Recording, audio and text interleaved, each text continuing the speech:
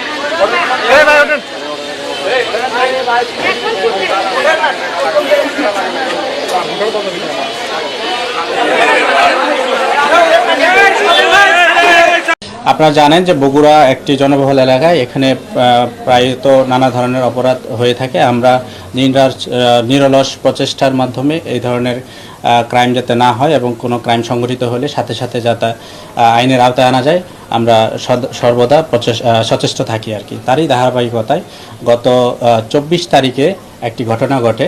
আমাদের কাছে খোরশেদ আলম নামে একজন ভিকটিম আসেন গত 28 তারিখে, এসে একটি এজাহার অভিযোগ দেন। অভিযোগটার বিষয়টা হচ্ছে এরকম, তিনি রাজশাহী থেকে রংপুরগামী যে রোডটা আছে, সেখানে এরুলিয়ার যে বিমানবন্দর, ওইখানে পৌঁছানোর পর উনি প্রাকৃতিক ডাকে সাড়া দিতে গেলে এসে দেখে যে তার মোটরসাইকেলটি মিসিং হয়ে গেছে। পরবর্তীতে আমাদের কাছে এসে যখন জানায়, আমরা একটি টিম এঙ্গেজ করি। আমাদের সাব ইন্সপেক্টর আনিস আমাদের ওসি মহোদয়ের সার্বিক দিক নির্দেশনার মোতাবেক কাজ করে গত রাত থেকেই কাজ করে। পরবর্তীতে আমরা একটি চুরি মামলার একটি মোটরসাইকেল উদ্ধার করি এবং সেই একটি মোটরসাইকেল উদ্ধার করতে গিয়ে আর অভিযান চালাতে আমরা মোট 6টি মোটরসাইকেল উদ্ধার করতে সক্ষম হই এবং টোটাল 7 জন আসামি আমরা গ্রেফতার করতে সক্ষম হই। তথাপি আজকে সকালবেলা আরেকটি ঘটনা ঘটে, সেটা গোকুল ইউনিয়নে একটি ঈদগাহের সামনে একটি ঘটনা ঘটে। সেখানে একটি মোটরসাইকেল ছিনতাইয়ের ঘটনা ঘটে, 3 জন লোক সেখানে ছিল। তো তারপরে আমরা ওই ঘটনার ভিকটিমকে আমরা এই যে বাইকগুলো যেটা অলরেডি আমরা উদ্ধার করেছি, দেখা যায় যে ওইখানে একটি মোটরসাইকেল আসলে ওনার। তো দুইটার মধ্যে কানেকশন আছে।